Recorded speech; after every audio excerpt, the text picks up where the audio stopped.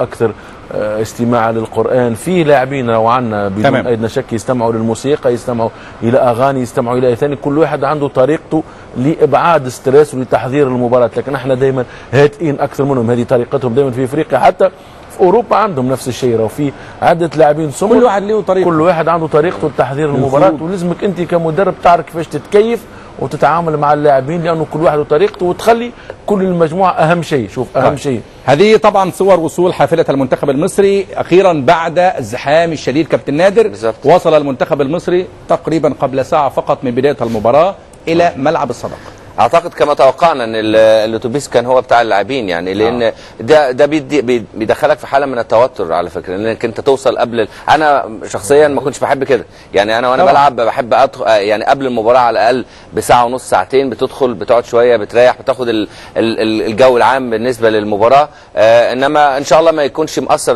سلبا على اللعيبه. وزي ما كابتن نبيل قال ان كل فريق وكل واحد على حسب ثقافته، يعني احنا دايما الهدوء هو شعار التركيز بالنسبه لنا، انما الفرقه الافريقيه دايما وابدا بيكون ليها صدى في الاغاني وهكذا. ان شاء الله طبعا التوفيق. اذا الصوره لايف بالفعل متاخرين جدا. لا اكيد يا كابتن، متاخرين جدا. سلبيه في التنظيم كابتن. لا كيف يكون حافله اذا لايف متاخرين جدا، هو باش نقول لك ليش؟ لانه الكاف الاتحاد الافريقي لكره القدم يبعث لك برنامج. البرنامج انت